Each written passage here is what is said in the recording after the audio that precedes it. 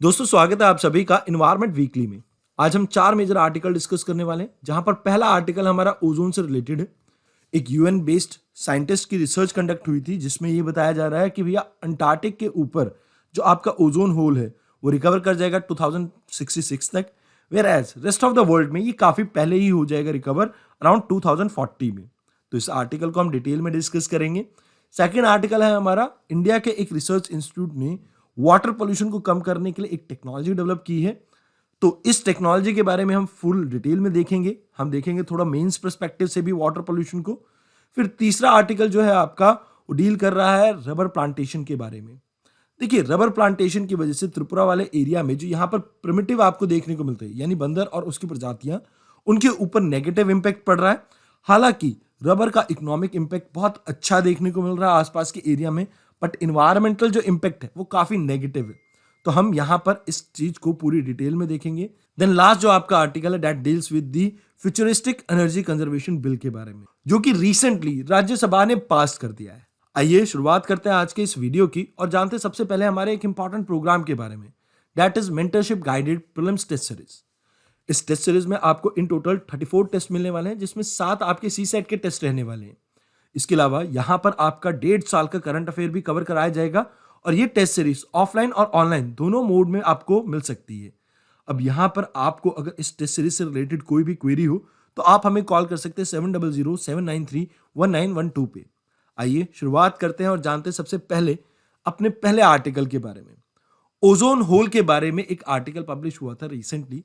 इसमें यह कहा जा रहा है कि भैया यूनाइटेड नेशन के कुछ साइंटिफिक पैनल ने यह रिपोर्ट किया है कि जो आपका ओजोन होल है वो पूरी तरह से रिपेयर हो जाएगा all over the globe by 2066। और ये जो लेवल होगा इसका सेम एज 1980s में जो आपको ओजोन की कंसंट्रेशन देखने को मिल रही थी वो रहेगी। लेकिन इस टॉपिक के और डिटेल में जाने से पहले आपको मैं एक चीज बताना चाहूंगा। एटमॉस्फेयर में जो ओजोन है वो दो तरह की होती है, एक होती है बैड ओजोन, एक होती है गुड ओजोन। अब इन दोनों में फर्क क्या है? देखिए, ये जो बैड ओजोन है ये आपको ट्रोपोस्फेयर में देखने को मिलती है, और इसकी वजह से रेस्पिरेटरी डिजीज हो सकती है, मतलब लोगों को अस्थमा और सांस लेने में तकलीफ तक हो सकती है। वेयर एज गुड ओजोन की अगर हम बात करते हैं तो यहां पर आपको याद रखना है कि ये स्ट्रेटोस्फेयर में मिलती है। ये स्ट्रेटोस्फेयर में मिलने के साथ साथ आपको ये भी याद रखना है कि ये हमें हार्मफुल यूवी रेडिएशन से बचाती है। अब ये जो यूवी रेडिएशन है, अगर अर्थ क्रस्ट के ऊपर पहुंच जाए तो इससे लोगों को स्किन कैंसर हो सकता है, प्लांट्स में डिफॉर्मिटी देखने को मिल सकती है, प्लांट्स के प्रोडक्शन लेवल में भी डिक्लाइन देखने को मिल सकता है। तो इन टोटल इसका बहुत नेगेटिव इंपैक्ट हो सकता है यूवी रेज का। तो इससे ये हमें प्रोटेक्ट करती है, तो इस वजह से ये गुड ओजोन की कैटेगरी में आती है। ऑल्दो इसकी कंसंट्रेशन बहुत ज्यादा तो नहीं है, पर जितनी भी कंसंट्रेशन आपको देखने को मिलती है वो अर्थ से 10 से 50 किलोमीटर के बीच में देखने को मिलती है, जहां पर आपका स्ट्रेटोस्फेयर लोकेटेड है। अब यहां पर आपको यह याद रखना है कि इसको बचाने के लिए शुरुआत हुई थी 1970 के दशक में। कहा यह जाता है कि 1969-70 के दशक में एक पर्सन थे, पॉल कर्जन, जिन्होंने एक आर्टिकल पब्लिश किया था, और इस आर्टिकल में इन्होंने बताया था कि भाई नाइट्रोजन ऑक्साइड्स के कारण आपकी ओजोन लेयर डिप्लीट हो रही है। फिर 1974 में एक और आर्टिकल पब्लिश होता है। अब ये आर्टिकल पब्लिश किया था मॉलिना और रॉलैंड ने। इस आर्टिकल में ये कहा गया कि जो आपकी क्लोरोफ्लोरोकार्बन्स हैं, जो रेफ्रिजरेटर्स एंड ऑल में यूज होती है, इसके कारण आपकी ओजोन डिप्लीट हो रही है। अब इसके बाद जो यूनाइटेड नेशन इन्वायरमेंट है वो होश में आता है, मतलब एक्शन में आता है, और यहां पर आपका एक प्रोग्राम, एक स्ट्रैटेजी स्टार्ट होता है, that is world plan of action to reduce ozone depletion. अब ये जो आपका प्रोग्राम था ये स्टार्ट किया गया था 1977 में, बट इससे भी कुछ ज्यादा इंपैक्ट देखने को नहीं मिला। फिर वर्ल्ड लेवल पे एक कॉन्फ्रेंस अरेंज की जाती है, जिसे वियना कॉन्फ्रेंस कहा जाता है। ये अरेंज की जाती है 1985 के अराउंड। अब इस वियना कॉन्फ्रेंस का एक आउटकम निकल के आता है, दैट इज मॉन्ट्रियल प्रोटोकॉल। अब ये मॉन्ट्रियल प्रोटोकॉल ही है जिसने इस रिकवरी को पॉसिबल बना पाया है ओजोन की। आपको ये समझना होगा कि इस मॉन्ट्रियल प्रोटोकॉल में बहुत से ऐसे ओजोन डिप्लीटिंग सब्सटेंसेस को एलिमिनेट करने की बात की गई थी, जिसे आज की डेट में हम दुनिया में नहीं देख रहे हैं। Means as per the assessment 99% जो ओजोन डिप्लीटिंग सब्सटेंसेस जो यहां पर मॉन्ट्रियल प्रोटोकॉल में बात की गई थी वो एलिमिनेट हो चुके हैं, और इसी वजह से आपको चाहे स्लो देखने को मिल रही है रिकवरी, बट एक डेफिनेट रिकवरी देखने को मिल रही है आपको ओजोन की। अब यहां पर ये जो रिकवरी आपको देखने को मिल रही है ये पोस्ट 2000 देखने को मिल रही है, और ये तभी देखने को मिली जब हमने मॉन्ट्रियल प्रोटोकॉल को इंप्लीमेंट किया। देखिए, ये जो ओजोन डिप्लीटिंग सब्सटेंसेस आपको देखने को मिलते हैं जनरली एसी इंडस्ट्रीज यानी एयर कंडीशनर इंडस्ट्री में यूज होते हैं, रेफ्रिजरेटर्स, पेंट्स, फर्नीचर्स, और इसके अलावा ट्यूबलेस टायर की मेकिंग में भी यूज होता है। जो मॉन्ट्रियल प्रोटोकॉल है इसे फाइनलाइज किया गया था 1987 में। ये एक ग्लोबल एग्रीमेंट है जहां पर हमने कोशिश ये की थी कि हम स्ट्रेटोस्फेरिक ओजोन को बचा सकें, और इसके लिए हमने ओजोन डिप्लीटिंग जो भी सब्सटेंसेस थे उन्हें फेज आउट किया टाइमली मैनर में। अब यहां पर जो आपके डेवलप्ड कंट्रीज है और डेवलपिंग कंट्रीज है, इनके लिए दो डिफरेंट टाइमलाइन अश्योर की गई थी, क्योंकि डेवलप्ड कंट्रीज के पास फंड भी है और इनके पास टेक्नोलॉजी भी है, तो इनको थोड़ा पहले एलिमिनेट करना था मॉन्ट्रियल प्रोटोकॉल के under, whereas developing countries को थोड़ा एक्स्ट्रा टाइम दिया गया था। यहाँ पे ये सभी कंट्रीज आपके आर्टिकल 5 में मेंशन है। अब एक चीज मैं आपको यहां बताना चाहूंगा कि आपको अंटार्कटिक वाले एरिया में बड़ा होल देखने को मिलता है as compare to rest of world, क्योंकि यहां पर जो मेट्रोलॉजिकल कंडीशंस है, चाहे पोलर वॉर्टिक्स हो, चाहे टेम्परेचर हो, प्रेशर हो, विंड स्पीड हो, वो सभी इस तरह से हैं कि ये फेवर करते हैं आपके ओजोन डिप्लीशन को इस एरिया में। इसके अलावा आपको ये भी याद रखना है यहाँ पे कि सितंबर, अक्टूबर और नवंबर मंथ में आपको बिगेस्ट ओजोन होल देखने को मिलता है इस एरिया में। अब यहां पर कुछ सब्सटेंसेस के बारे में बात की गई है जिन्हें हम ओजोन डिप्लीटिंग सब्सटेंस कहते हैं। ये NX 1 में आते हैं, जैसे आपके क्लोरोफ्लोरोकार्बन, हैलोन्स। NX B में आते हैं आपके हैलोनेटेड CFCs, CCl3, methyl chloroform. NX C में आते हैं आपके हाइड्रोक्लोरोफ्लोरोकार्बन। NX E में आते हैं आपके methyl bromide, and NX F में आता है आपका हाइड्रोफ्लोरोकार्बन्स। अब यहां इस चीज को इंप्लीमेंट करने के लिए एक फंड भी बनाया गया। ये मल्टीलेटरल फंड इसलिए बनाया गया था क्योंकि जो डेवलपिंग कंट्रीज हैं उन्हें फाइनेंशियली और टेक्निकल असिस्टेंस की जरूरत थी इस चीज को इंप्लीमेंट करने के लिए। तो वो सपोर्ट प्रोवाइड करने के लिए 4 एजेंसीज यानी कि United Nation Environment, United Nation Development Programme, then World Bank and United Nation Industrial Development Organisation, इन चारों ने मिलकर इस फंड को इंप्लीमेंट करने की ठानी, और ये फंड एस्टैब्लिश किया गया था आर्टिकल 10 के अंडर 1991 में। अब 2016 में मॉन्ट्रियल प्रोटोकॉल को एक बार अमेंड किया जाता है, जहां पर किगाली अमेंडमेंट लाई जाती है, और यहां पर कहा जाता है कि हम हाइड्रोफ्लोरोकार्बन को भी रिप्लेस करेंगे, जो कि एक्चुअल में एक रिप्लेसमेंट था क्लोरोफ्लोरोकार्बन्स का। वैसे तो ये आपका हाइड्रोफ्लोरोकार्बन कोई भी ओजोन डिप्लीटिंग सब्सटेंस नहीं है, बट ये पावरफुल ग्रीन हाउस गैस है जिसकी वजह से ग्लोबल वार्मिंग हो सकती है।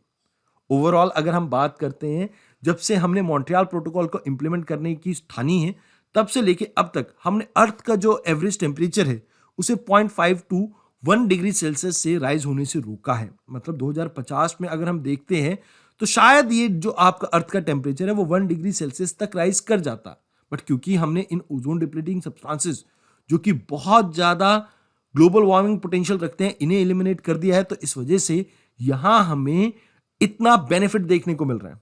अब अगर हम हाइड्रोफ्लोरोकार्बन को भी एलिमिनेट कर देते हैं तो इसकी वजह से हम अर्थ का एवरेज टेम्परेचर को 0.3 से 0.5 डिग्री सेल्सियस राइज होने से रोक पाएंगे। तो कहीं ना कहीं इसका बेनिफिट आपको क्लाइमेट चेंज में भी देखने को मिल जाता है। तो इसी वजह से कहा यह जाता है इस आर्टिकल में कि भैया अगर हम चाहते हैं कि क्लाइमेट चेंज को होने से रोके तो हमें मॉन्ट्रियल प्रोटोकॉल की सक्सेस को एक बार दोहराना पड़ेगा, जहां पर वर्ल्ड लीडर को इससे थोड़ी सीख लेनी होगी। बट यहां कुछ कंसर्न्स भी हैं। देखिए, ओजोन डिप्लीटिंग सब्सटेंसेस को एलिमिनेट करना काफी इजी था क्योंकि ये एक सिलेक्टेड सेक्टर के ऊपर इंपैक्ट कर रहे थे, जैसे air conditioner, furnitures, paints and etcetera. But अगर हम कार्बन की बात करें तो कार्बन तो हर सेक्टर से रिलीज होता है, चाहे आप मेटलर्जी का प्रोसेस रन कर रहे हो, चाहे आप एग्रीकल्चर कर रहे हो, चाहे आप सर्विस सेक्टर को यूज कर रहे हो, हर जगह से कार्बन का एमिशन होता है। तो इसे एलिमिनेट करना हमारे लिए थोड़ा मुश्किल रहने वाला है। दूसरी चीज, यहां पर रिन्यूएबल एनर्जी हम बात तो करते हैं, बट एक्चुअल में रिन्यूएबल एनर्जी इतनी भी क्लीन नहीं है। अगर आप सोलर एनर्जी की बात करते हैं, इसे जनरेट करने के लिए सिलिकॉन का इस्तेमाल होता है, और सिलिकॉन के प्रोडक्शन का जो मेथड है उसमें बहुत सा पोल्यूशन जनरेट होता है। तो इस वजह से कहा यह जाता है कि यह भी एक क्लीन एनर्जी नहीं है। तो हमें जरूरत है रियल ऑल्टरनेटिव को ढूंढने की भी। इसके अलावा प्राइमरी सेक्टर में जो आपका मीथेन का एमिशन है, आप उसे भी कम नहीं कर सकते।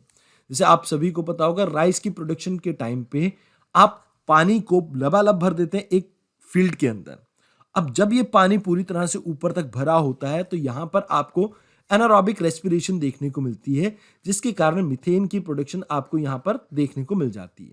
इसके अलावा लाइव स्टॉक से भी आपके मीथेन का जनरेशन होता है, क्योंकि लाइव स्टॉक के गट्स के अंदर कुछ ऐसे केमिकल रिलीज होते हैं जिसके कारण यहाँ पर मीथेन की फॉर्मेशन देखने को मिलती है। और इंडिया के अंदर लाइव स्टॉक का जो पॉपुलेशन है वो ऑल ओवर वर्ल्ड सबसे ज़्यादा है।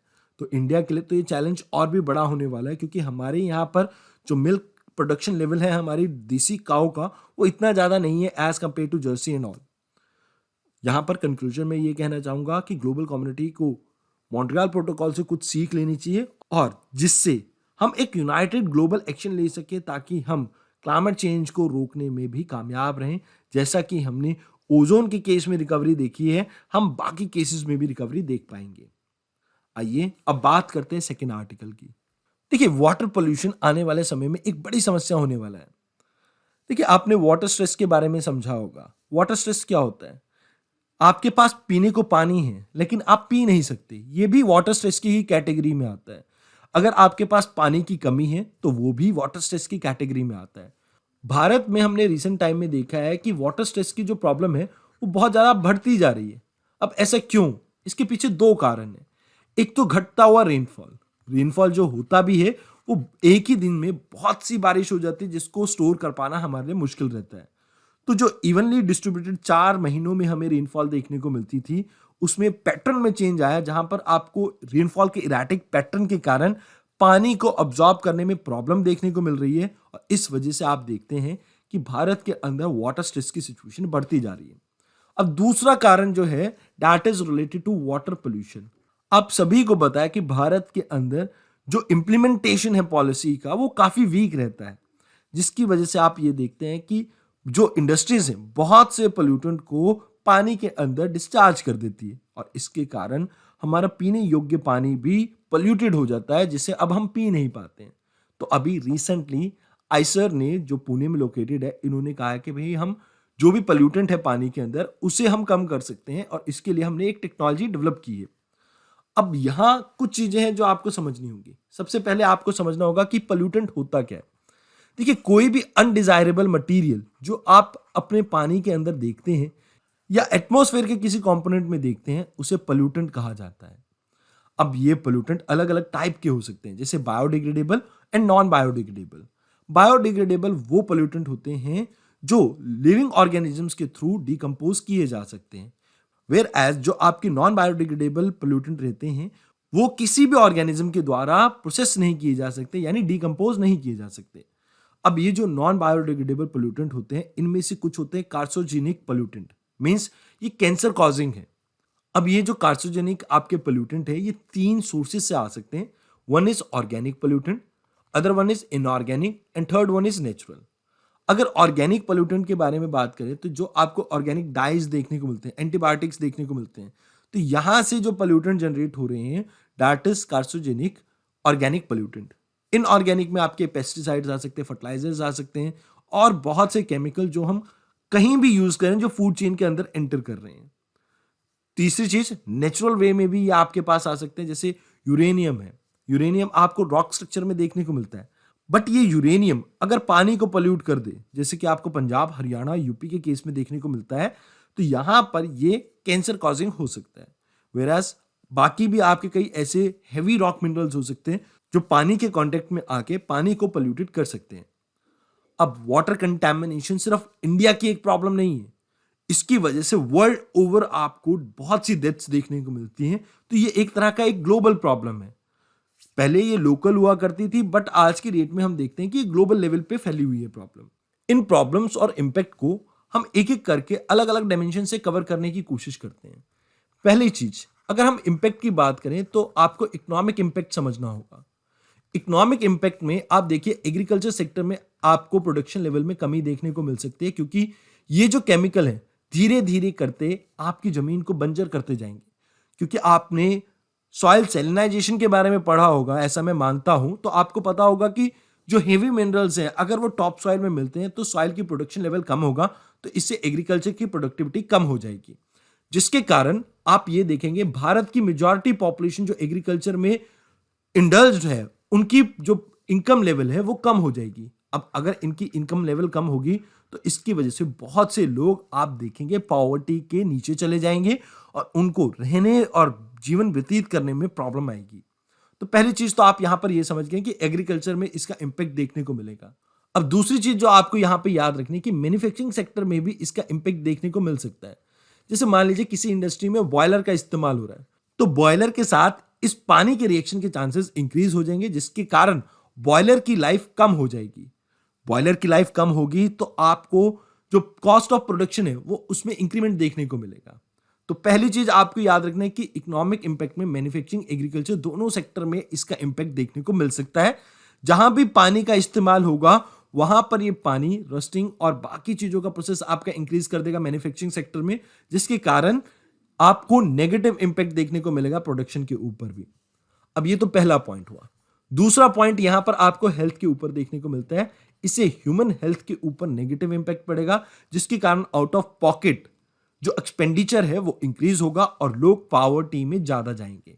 अब ऐसा मैं क्यों कह रहा हूं? जैसा कि मैंने आपको अभी बताया कि इन केमिकल्स की वजह से लोगों को कैंसर तक हो सकता है, तो जिसके कारण उसके ट्रीटमेंट में लोगों का बहुत सा पैसा लगेगा, क्योंकि इंडिया में हेल्थ इंश्योरेंस बहुत कम लोगों के पास है। इसलिए तो यहां पर आप देखेंगे कि भैया लोग पॉवर्टी में चले जाएंगे। तीसरी चीज जो मैं यहां पर देख पा रहा हूं वो ये है कि सोशल इंपैक्ट भी होगा इसका। सोशल इंपैक्ट कैसे? जिस एरिया में पानी खराब रहेगा वहां से लोग माइग्रेट करेंगे। अब लोगों के माइग्रेशन के कारण आप देखेंगे कि लोगों के रोजगार के ऊपर तो इंपैक्ट पड़ ही रहा है, बल्कि एक प्रॉब्लम आती है सोशल टेंशन की।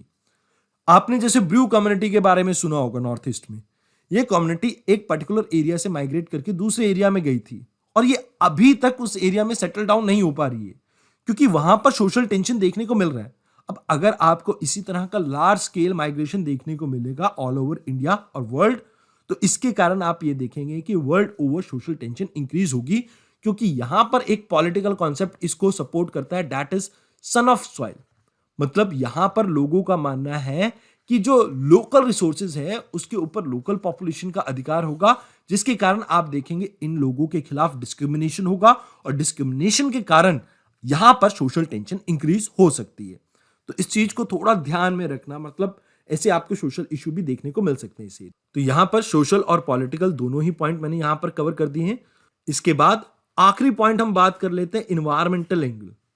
अगर इन्वायरमेंट की बात करें तो जब भी आपको पानी के अंदर केमिकल देखने को मिलेगा तो एक तो आपको एक्वेटिक लाइफ में जो बायोडाइवर्सिटी देखने को मिल रही थी उस बायोडाइवर्सिटी में डिक्लाइन देखने को मिलेगा, और इसके साथ साथ आपको देखने को मिलेगा यहां पर जो एक्वेटिक एरिया के आसपास आपको वेटलैंड्स देखने को मिल रहे थे, इन वेटलैंड्स में भी प्रोडक्शन लेवल में कमी आ जाएगी। अब वेटलैंड आपको पता है कि यहां पर आपको एज इफेक्ट देखने को मिलता है, जिसकी वजह से सर्टेन बर्ड स्पीशीज यहां पर ज्यादा नंबर में देखने को मिलती है।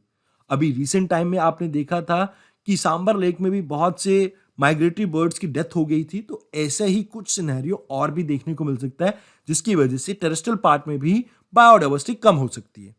तो अब इसके सोल्यूशन के लिए एक ग्राफ्टेड ऑर्गेनिक फ्रेमवर्क डिजाइन किया है आइसर ने। इसके बारे में थोड़ा जान लेते हैं। यहां पर हमने एक मॉलिक्यूलर स्पॉन्ज इस तरह से कस्टमाइज डिजाइन किया है, जिसके कारण आप ये देखते हैं कि पानी बहुत जल्दी क्लीन हो सकता है। ये जितने भी आपके कंटामिनेशन है जो प्रॉब्लम क्रिएट करते हैं उसको बहुत जल्दी सोक करता है। अब यहां पर जो मटेरियल यूज कर रहे हैं ना, हमने इसमें दो चीजों का इस्तेमाल किया है। एक तो इसमें नैनो साइज माइक्रोपोर्स देखने को मिल रहे हैं, जिसमें आप इजीली पोल्यूटेंट को ट्रैप कर सकते हैं, और उसके अलावा यहां पर आपको electrostatic driven ion exchange programme भी देखने को मिल रहा है।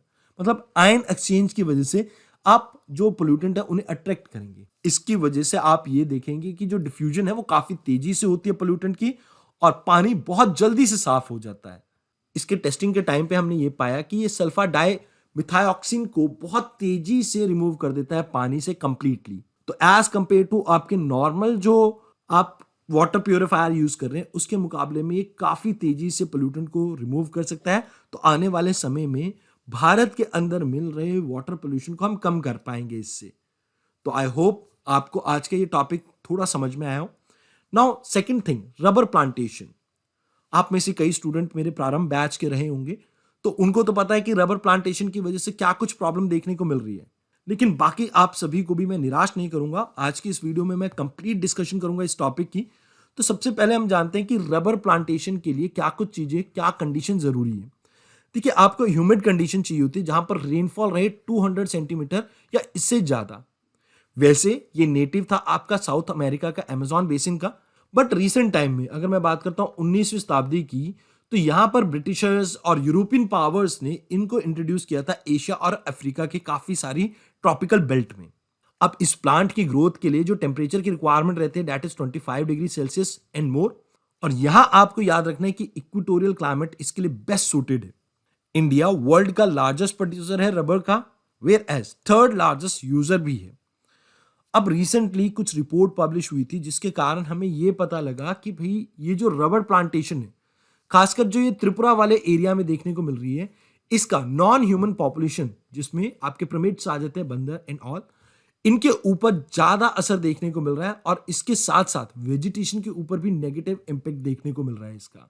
ऑल्दो इसके इकोनॉमिक बेनिफिट तो बहुत ज्यादा है, बट इसके नेचर के ऊपर एंड वाइल्ड लाइफ के ऊपर एडवर्स इंपैक्ट ज्यादा है। अब इसको मैं आपको कुछ इस तरह से समझाना चाहूंगा। देखिए, रबर प्लांटेशन के टाइम पे अगर हम इन्वायरमेंट की बात करें तो इन्वायरमेंट के ऊपर क्या असर पड़ता है। रबर प्लांटेशन के टाइम पे आप मोनोकल्चर को परफॉर्म कर रहे हैं। मोनोकल्चर मींस एक ही तरह के प्लांट को आप एक बड़े लार्ज स्केल एरिया में उगा रहे हैं। पहली चीज, इसकी वजह से आपको डिफॉरेस्टेशन करनी पड़ी होगी। डिफॉरेस्टेशन की वजह से बहुत सी बायोडाइवर्सिटी का लॉस देखने को मिल रहा होगा। कई स्पीशीज का आपने हैबिटेट डिस्ट्रॉय कर दिया है और साथ के साथ यहां पर आपको ह्यूमन एनिमल कॉन्फ्लिक्ट के चांसेस भी इंक्रीज होते हुए दिखेंगे क्योंकि आपने एनिमल हैबिटेट में इंट्रूड किया है।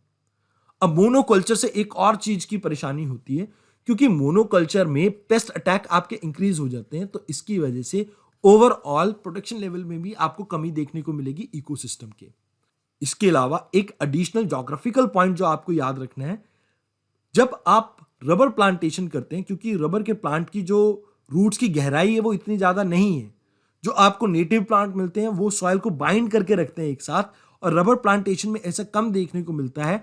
तो इसकी वजह से इन एरियाज में लैंडस्लाइड की जो घटनाएं हैं वो भी इंक्रीज हो जाएंगी। तो इन टोटल इन्वायरमेंट की बात करें तो ये नेगेटिव इंपैक्ट देखने को मिल सकते हैं आपको, किसके ऊपर, इन्वायरमेंट के ऊपर, अगर हम मोनोकल्चर यानी रबर प्लांटेशन को इंक्रीज करते हैं। इसके अलावा प्रीलिम्स पॉइंट ऑफ व्यू से आपका मैप भी काफी इंपॉर्टेंट हो जाता है। देखिए, ये जो एरिया है आपका जो इस पिन से मार्क किया गया है, ये ट्रेडिशनल एरिया है जहां पर आप रबर की प्लांटेशन देखते हैं। बट रिसेंट टाइम में जो ये आपका येलोइश एरिया है, इन एरिया में हमने रबर की प्लांटेशन को कहीं ना कहीं इनहैंस किया है, जिसकी वजह से बायोडाइवर्सिटी के ऊपर नेगेटिव इंपैक्ट देखने को मिल रहा है। तो इस आर्टिकल में वैसे तो बहुत कम दिया हुआ था, बट जो मैंने आपको पॉइंट्स बताए हैं वो आप ऐड कर लेना। हो सकता है कि अगर मेंस में इसके बारे में कोई क्वेश्चन आ जाए इन्वायरमेंटल एंगल से तो आप उसको आंसर कर पाएंगे। Now let us talk about Rajya Sabha के एक इंपॉर्टेंट बिल के बारे में, that is energy conservation bill. देखिए, आप सभी को पता है कि इंडिया में हम कोशिश कर रहे हैं कि हम एमिशन जो लेवल है अपना, एमिशन इंटेंसिटी, इसको कम कर सकें, जिसमें हमारा फोकस ये है कि हम 50% जो हमारे इंस्टॉल कैपेसिटी है एनर्जी जनरेशन की, वो नॉन फॉसिल फ्यूल यानी कि रिन्यूएबल सोर्स से लेके आ सकें। तो इसी के लिए हमने रिसेंटली एनर्जी कंजर्वेशन एक्ट जो है हमारा 2001 का, इसमें अमेंडमेंट की है। इसमें गवर्नमेंट को पावर दी गई है कि आप कार्बन क्रेडिट ट्रेडिंग स्कीम को भी इंट्रोड्यूस कर सकते हैं और प्लस आप ये भी प्रिस्क्राइब कर सकते हैं कि किस सेगमेंट को कितना नॉन फॉसिल फ्यूल सोर्स से एनर्जी को लेके आना है। जैसे कि उदाहरण के तौर पे आप देखते हैं आयरन एंड स्टील इंडस्ट्री में बहुत सी एनर्जी कंजप्शन होती है। अब ये मान लीजिए अपनी एनर्जी खुद से जनरेट कर रहे हैं, तो हम यहां पर इनके ऊपर ऑब्लिगेशन लगा सकते हैं कि आप नॉन फॉसिल फ्यूल से कितनी परसेंट एनर्जी को जनरेट करें, या थर्मल पावर प्लांट है आप उनको भी इस तरह की हिदायत दे सकते हैं। तो यहां पर इन सब के बारे में बात की गई है इस बिल के अंडर। इसके अलावा इस बिल में बात की गई है एनर्जी कंजप्शन स्टैंडर्ड्स जो कि एप्लीकेबल होंगे व्हीकल्स के ऊपर भी और शिप्स के ऊपर भी। लास्ट में एक बात कही जाती है कि भाई जो भी आपके 100 किलोवाट से ज्यादा एनर्जी को कंज्यूम करने वाले सेंटर हैं, चाहे वो ऑफिसेज हो या रेजिडेंशियल बिल्डिंग्स, यहां पर भी एनर्जी कंजर्वेशन कोड एप्लीकेबल रहेगा। अब इस बिल को लेके 4-5 मेजर इश्यूज हैं। पहली चीज तो ये, यहां पर आप देखते हैं कि कार्बन क्रेडिट के बारे में बात की गई है, बट सेम सर्टिफिकेट यूज हो रहे हैं रिन्यूएबल एनर्जी से। अगर आप एनर्जी जनरेट कर रहे हैं, अगर आप एनर्जी सेविंग कर रहे हैं, चाहे आप कार्बन क्रेडिट का यूज कर रहे हैं, तो यहां पर कुछ इस बारे में बताया नहीं गया है कि ये इंटरचेंजेबली यूज हो सकते हैं, एक्सचेंज हो सकते हैं कि नहीं। इसके अलावा कार्बन क्रेडिट सर्टिफिकेट्स जो हैं उनके ऊपर भी ज्यादा क्लैरिटी नहीं दी गई है। स्कीम को इंप्लीमेंट कर रही है आपकी मिनिस्ट्री ऑफ पावर, बल्कि बेटर पोजीशन में तब होती है स्कीम अगर इसको मिनिस्ट्री ऑफ एनवायरमेंट हैंडल कर रही होती, क्योंकि क्लाइमेट चेंज से रिलेटेड मैटर उनके पास है। इसके अलावा renewable energy versus competitiveness of industry एक मेजर डिबेट है, क्योंकि आप सभी को पता है कि सोलर एनर्जी से जो हम एनर्जी जनरेट करते हैं that is costly as compare to coal, और इसकी वजह से आप ये देखेंगे कि भारत की जो प्रोडक्ट की कॉस्ट है वो इंक्रीज हो जाएगी, और ये मेजर कारण बन सकता है जिसकी वजह से हमारे जो प्रोडक्ट है एक्सपोर्ट के लिए कॉम्पिटिटिव ना रहें। लास्ट में यहां पर मैं बताना चाहूंगा कि जो आपका ब्यूरो ऑफ एनर्जी एफिशिएंसी है, यहां पर सेंटर का डोमिनेंस ज्यादा देखने को मिलता है, स्टेट का कम, और ये आपके एनर्जी रेटिंग के लिए मेजर अथॉरिटी है। और इसकी वजह से मैं ये कहना चाहूंगा कि ये फेडरल प्रिंसिपल के अगेंस्ट है, जहां पर सेंटर का स्टेक ज्यादा है as compare to state bodies, और जिसकी वजह से आप ये देखेंगे कि स्टेट्स की बात पूरी तरह से नहीं रखी जा पाएगी इस प्लेटफॉर्म पे। तो ये मेजर कंसर्न है इस पर्टिकुलर एक्ट को लेके। तो आज की इस वीडियो में इतना ही। आई होप आपको ये वीडियो अच्छी लगी हो। धन्यवाद।